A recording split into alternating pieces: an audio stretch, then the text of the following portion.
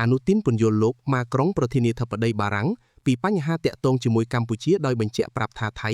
គោរពគោលការណ៍នៃអធិបតេយ្យភាពសន្តិភាពនិងច្បាប់អន្តរជាតិជានិច្ចនៅលើឆាកអន្តរជាតិថៃដើរតួជាកូនកណ្ដុរដ៏ស្លូតបូតគោរពច្បាប់និយាយតែពីច្បាប់តែនៅក្រៅឆាកថៃបានធ្វើអំពើល្មើសច្បាប់អន្តរជាតិច្បាប់អាស៊ានតាមសេចក្តីរាយការណ៍មកអនុថិនឆានវីរៈគុណនាយករដ្ឋមន្ត្រីនៃប្រទេសថៃបានចូលជួបសម្ដែងការគួរសមជាមួយលោកប្រធានាធិបតីបារាំងអេម៉ានូអែលម៉ាក្រុងនៅឯវិមានអេលីសេផាឡេដេឡេលីសេនាវេលាល្ងាចថ្ងៃទី25ខែឧសភាម្សិលមិញនេះក្នុងកិច្ចពិភាក្សានោះមានរបៀបវារៈចំនួន4គឺ2តាក់ទងនឹងវិនិយោគទុននិងពាណិជ្ជកម្មសេរី Thailand EU FTA អនុទានពន្យល់បញ្ហាតាក់ទងជាមួយកម្ពុជាដោយបញ្ជាក់ប្រាប់ថាថៃគោរពគោលការណ៍នៃអធិបតេយ្យភាពសន្តិភាពនិងច្បាប់អន្តរជាតិការសម្រេចចិត្តលុបចោលអនុសារណៈយោគយល់គ្នាលេខ44នេះត្រូវបានធ្វើឡើងដោយសារតែក្នុងរយៈពេលជិត25ឆ្នាំមកនេះគ្មានវឌ្ឍនភាពអ្វីកើតឡើងសោះដូច្នេះប្រទេសថៃបានជ្រើសរើសបន្តអនុវត្តច្បាប់អន្តរជាតិជាពិសេសអនុសញ្ញាអង្គការសហប្រជាជាតិស្តីពីសមុទ្រ UNCLOS តាមរយៈការសន្ទនារវាងប្រទេសទាំងពីរ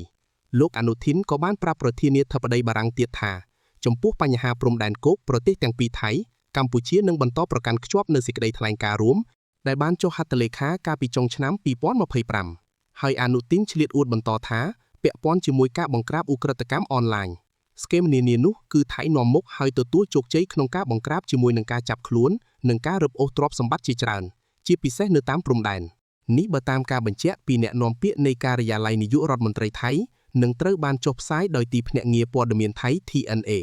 ថ្ងៃជាមួយគ្នានោះដែរនៅឯកិច្ចប្រជុំក្រុមប្រឹក្សាសន្តិសុខអង្គការសហប្រជាជាតិ UNSC ឧបនាយករដ្ឋមន្ត្រីសៀមលោកសេហាសាក់ភួងកេតកែវបានសុំឲ្យកម្ពុជាឈប់វាយប្រហារនិងមួលបង្កាច់សៀមនៅតាមវេទិកាអន្តរជាតិទៀតទៅបើមិនចឹងតិចរចាទ្វេភាគីមិនកើតទេសីហសាក់ក៏បានប្រាប់លោកវ៉ាងយីរដ្ឋមន្ត្រីការបរទេសចិននិងជាប្រធានកិច្ចប្រជុំលើកនេះឲ្យជួយនិយាយជាមួយភាគីកម្ពុជាមុនពេលជំនួបទ្វេភាគីថ្នាក់រដ្ឋមន្ត្រីក្រសួងការបរទេសនៃប្រទេសទាំងពីរនៅឯបូរីញូវយ៉កនៅលើឆាកអន្តរជាតិថៃដើរតួជាកណ្ដុរដ៏ស្លូតបូតគោរពច្បាប់និយាយតែពីច្បាប់តែនៅក្រៅឆាកថៃបានធ្វើអំពើល្មើសច្បាប់អន្តរជាតិច្បាប់អាស៊ានដោយប្រើប្រាស់កម្លាំងយោធាកាន់កាប់ដោយខុសច្បាប់នៅទឹកដីកម្ពុជាដោយច្បាប់និងបន្តគំរាមកំហែងរៀងរាល់ថ្ងៃ